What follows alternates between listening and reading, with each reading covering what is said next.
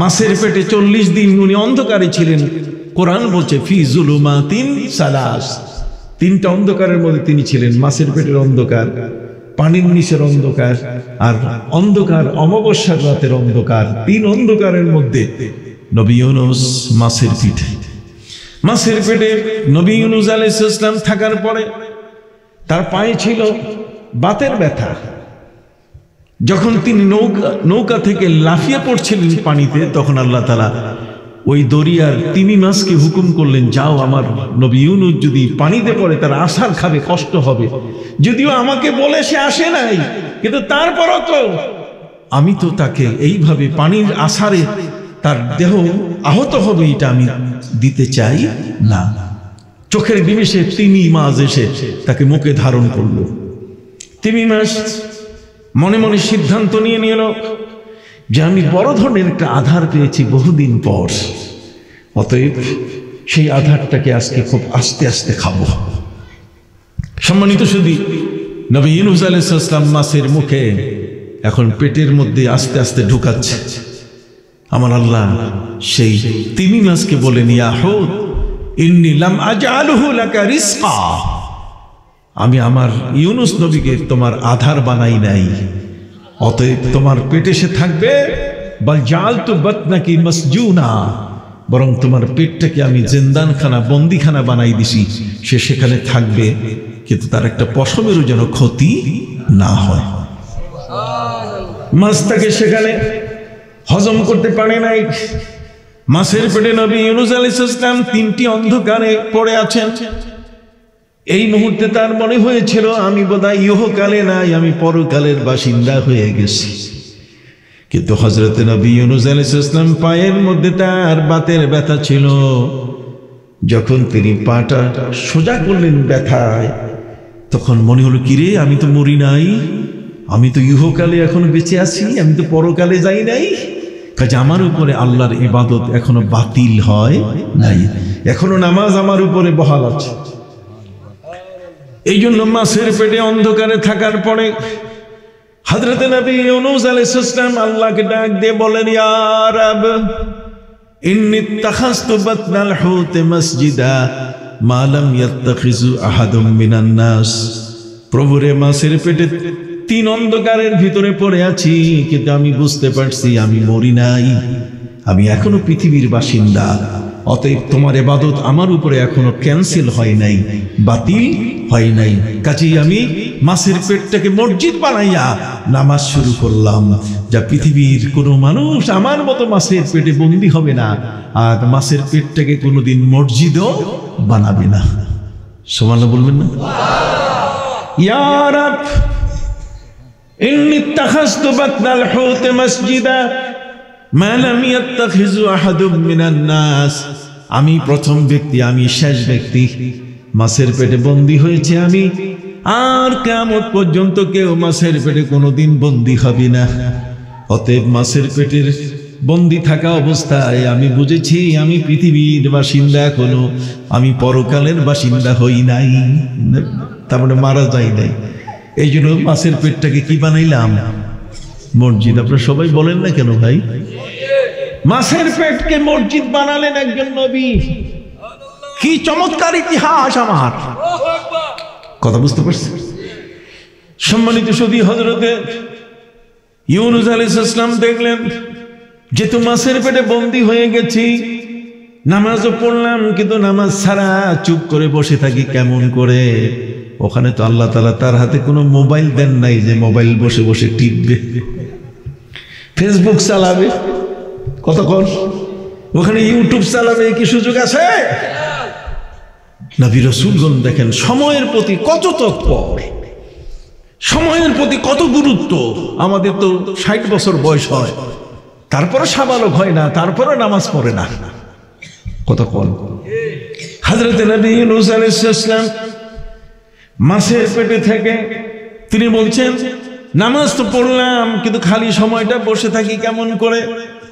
এই জন্য তিনি নামাজের ভিতরে জিকির শুরু করলেন, আল্লাহর তাসবিহ পড়া শুরু করলেন, আল্লাহকে ডাক দিয়ে বলা শুরু করলেন, সবাই পড়ুন লা ইলাহা ইল্লা আনতা সুবহানাকা ইন্নী কুনতু মিনাজ জালিমিন। সুবহানাল্লাহ। এই জগতের মধ্যে আল্লাহ ছাড়া আর কোনো ইলাহ নাই। আমি আমার উপরে জুলুম করেছি, আল্লাহকে না বলে এসে আমি মাঝির নৌকায় উঠেছি। আমি ওই পারের গ্রামে যাইতেছিলাম এই কারণে, যেহেতু আমার গ্রামের মানুষেরা, নাইনোয়া গ্রামের মানুষেরা আমার উপরে অত্যাচার করার জন্য প্রস্তুতি নিয়েছে। আমার জীবন রক্ষার স্বার্থে, বাঁচার স্বার্থে আমি ওই নদীর ওপারের গ্রামে বাসিন্দা হওয়ার জন্য নৌকায় উঠেছিলাম। কিন্তু আল্লাহ পাক রব্বুল আলামিন তিনি এমন এক মহাশক্তিধর, আমি তাকে না বলে নৌকায় উঠার কারণে, তার অনুমতি ছাড়া উঠার কারণে তিনি আমাকে আর পার হতে দিলেন না। শেষ পর্যন্ত আমি চেষ্টা করলাম, যখন নৌকার মাঝি তার বৈঠা নিয়া, নগি নিয়া যখন হেইও করে সামনে আগাচ্ছে, কথা বলেন, কিন্তু সামনের কোনো অগ্রসর নাই, নৌকা সামনে যায় না। মাঝি মিয়া বহু অভিজ্ঞ, বহুদিনের প্রাচীন মাঝি তিনি, মাঝি সাহেব তিনি ঘোষণা দিয়ে দিলেন, যাত্রী ভরা নৌকা, মাল ভরা নৌকা, আমার নগিতে, আমার শক্তিতে কোনো ত্রুটি নাই, আমি কখনো এই ধরনের বাধাগ্রস্ত হই নাই। তবে আমার মনে হচ্ছে যে আজকে আমার নৌকার মধ্যে কোনো এমন একজন ব্যক্তি আছে যে তার মালিকের অনুমতি ছাড়া এসে উঠছে। সুবহানাল্লাহ। দেখছেন, মালিকের অনুমতি ছাড়া গেলে কি হয়? আপনি প্রধান শিক্ষককে না বলে চলে গেলেন, সুপারিনটেন্ডেন্ট সাহেবকে না বলে চলে গেলেন, প্রিন্সিপাল সাহেবকে না বলে চলে গেলেন, এটা হয় নাকি? কথা বলেন। এই জন্য হাদিস শরীফের মধ্যে এসছে যে ইমাম যতক্ষণ পর্যন্ত নামাজে আছে ততক্ষণ পর্যন্ত মুসল্লিরা তার পাশে কাতারে থাকবে। কথা বলেন, তার কাতারে থাকবে, আগে যাবে না। ওই যারা 20 টাকার তারাবিরে 8 ডাকাত বানাইছে, কতক্ষণ না, ওই যে নাপিত, এই নাপিতরা 20 টাকার তারাবি না পড়ে 8 টাকাতে দৌড় মারে। কিন্তু হাদিসের মধ্যে নিষেধ, ইমামের নামাজ এখনো কি হয় নাই, এখনো শেষ হয় নাই, তার এখনো বেতের বাকি আছে, এখনো তারাবি কি আছে, বাকি আছে, কাজে যাবে না। ইমামের নিয়ম, ইমাম নামাজ পড়ে হাতের নিচে, আর উনি লেডিস মার্কা নামাজ শিখাইতেছে আমাদেরকে। লেডিস মার্কা, লেডিস বুঝেন না, লেডিস বুকে হাত বাঁধে, লেডিস মার্কা নামাজ আমাদেরকে শেখায়। খবরদার এদের পথ মত অনুসরণ করবেন না। আমরা তো লেখাপড়া করেছি কিছুটা, কোরআন হাদিস কিছুটা মন্থন করার তো সুযোগ হয়েছে। কারা কি বলতে চায় আপনি সহজে বুঝবেন না, কিন্তু আমি জানি যে তারা আপনাকে যে ডোজটা দিচ্ছে একেবারে আমল শেষ। হযরত নবী ইউনূস আলাইহিস সালাম মাছের পেটে জিকির শুরু করলেন। সুবহানাল্লাহ। এই দুনিয়ার একদল মানুষ বলে জিকির নাই, আজকার নাই, চুপচাপ। কিসের ওলিয়া? উলিয়া আল্লাহর ওলিদেরকে মানতে চায় না। কথা বল, আল্লাহর ওলিরা, ওলি শব্দের অর্থ দুশমন বের করেছে। ওলি নাকি দুশমন?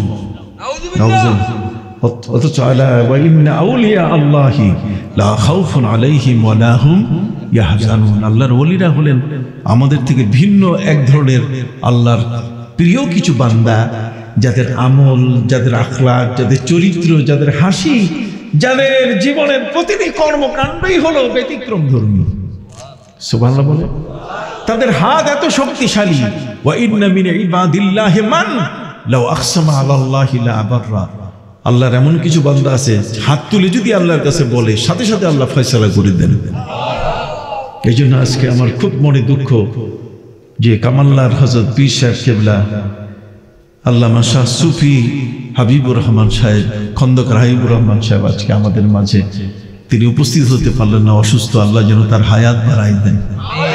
আমরা ওলিদেরকে পছন্দ করি বাবা, আল্লাহর প্রিয় বান্দারা, তাদের হাতের শক্তি আমাদের চেয়ে কি বেশি, তাদের জবানের শক্তি আমাদের চেয়ে কি বেশি। তারা মুখে যখন কিছু বলেন তখন আল্লাহ তারা সাথে সাথে কবুল করেন। তারা যখন কারো দিকে তাকান, গার খাকে গিরাত যার সাওয়াত, তাদের দৃষ্টিটাও এত শক্তিশালী যে তারা যখন কোনো চোরের উপরে দৃষ্টি দেন, চোর দরবেশ হয়ে যায়। কথা বুঝতে পারছেন? আপনি বলবেন যে দৃষ্টির এত শক্তি, দৃষ্টির শক্তি মানে কি? আপনি ওই যে কচ্ছপ দেখছেন না, কথা বলেন না, কচ্ছপ তো দেখছেন, তো কচ্ছপ কোনোদিন পানির মধ্যে ডিম পারে না। কচ্ছপ ডিম পারে ডাঙ্গায়, ডাঙ্গায় ডিম পারে, কিন্তু ডিম ফুটায় কেমনে? কচ্ছপ আরেকটা ফুটায় কেমনে? মাটি থেকে সে, পানির মধ্যে থেকে সে দৃষ্টি দেয় তার ওই ডিমটার দিকে, একেবারে সোজা ওই দৃষ্টির চোটেই তার মধ্যে ডিম ফুটে সেখানে কচ্ছপের বাচ্চা বের হয়ে আসে। কন্যা সুবহানাল্লাহ। আপনি চোখের দৃষ্টি, ইত্তাকু মিন ফিরাসাতিল মুমিন ফাইন্নাহু ইয়ানজুরু বিনুরিল্লাহ, আল্লাহর ওলিদের সেই গভীর চক্ষুর দৃষ্টি সবসময় ভয় করো, তারা কিন্তু আল্লাহর নূরে তাকায়। যাহোক বলতেছিলাম, আল্লাহর ওলিরা যেমন জিকির আজকার চালু করেছেন, এগুলোর ভিত্তি আছে। হযরত ইউনূস নবী মাছের পেটে নামাজ পড়ার পরে তিনি জিকির শুরু করলেন, তাসবিহ পড়া শুরু করলেন। সুবহানাল্লাহ। সেই তাসবিহটা কি? লা ইলাহা ইল্লা আনতা সুবহানাকা ইন্নী কুনতু মিনাজ জালিমিন। উনি তাসবিহ পড়তেছেন, আল্লাহ ওনারে বলেন নাই তাসবিহ পড়েন, উনি বলছেন যে তাসবিহ আমি পড়া শুরু করলাম। নবী ইউনূস আলাইহিস সালাম তাসবিহ পড়তে পড়তে পড়তেই ছিলেন, পড়া বন্ধ হয় না। 40 দিন হয়ে গেল মাছের পেটে থাকার বয়স। এই 40 দিনের মাথায় আল্লাহ তাআলার সাথে সাথে মাছের উপরে আদেশ জারি করলেন, রে মাছ, তুমি তাড়াতাড়ি তাকে কিনারে নিয়ে মুখ থেকে বের করে দাও, পেট থেকে বের করে দাও। আমার আল্লাহ পৃথিবীর মানুষকে জানাই দিলেন যে তাকে আমি এই মাছের পেটে বন্দী থাকা অবস্থায় কেন মুক্তি দিলাম, কারণটা আল্লাহ বলে দিলেন। সুবহানাল্লাহ বলে, কারণটা আপনি জানবেন না যে কি এমন একটা কাজ করছেন উনি, যিনি মাছের পেটে বন্দী। আল্লাহ তাআলা যাকে বন্দী করলেন তাকে তো সহজে ছাড়েন না, কথা বলেন। কিন্তু হযরত ইউনূস নবীকে আল্লাহ বন্দী করলেন। সেই ইউনূস নবী মাছের পেটে বন্দী, কি কারণে আল্লাহ তাআলা তাকে মুক্তি দিলেন? তিনি জেলখানা থেকে ছাড় পেলেন কি কারণে? পবিত্র কোরআন মজিদে আল্লাহ তাআলা তার কারণ বলে দিয়েছেন। আল্লাহ বলেন, ফালাউলা আন্নাহু কানা মিনাল মুসাব্বিহিন লালাবিসা ফি বাতিনিহি ইলা ইয়াউমি ইউবআসুন। সুবহানাল্লাহ বলেন। আল্লাহ বলেন, ফালাউলা আন্নাহু কানা মিনাল মুসাব্বিহিন, যদি ইউনূস মাছের পেটে যদি আমার তাসবিহ না পড়তো, লা ইলাহা ইল্লা আনতা সুবহানাকা ইন্নী কুনতু মিনাজ জালিমিন, এই তাসবিহটা যদি না পড়তো তাহলে কিয়ামত পর্যন্ত আমি তাকে বন্দী করে রাখতাম। কিন্তু আমার জিকির করছে, আমার নাম নিছে, আমার তাসবিহ পড়ছে, আমি সব মেয়াদ ক্যান্সেল করে 40 দিনের মাথায় তারে বের করে দিছি। সুবহানাল্লাহ। এই জন্য আল্লাহর ওলিরা আমাদেরকে জিকির শিখান, তাসবিহ পাঠ করা শিখান। সাব্বাহা লিল্লাহি মা ফিস সামাওয়াতি ওয়াল আরদ।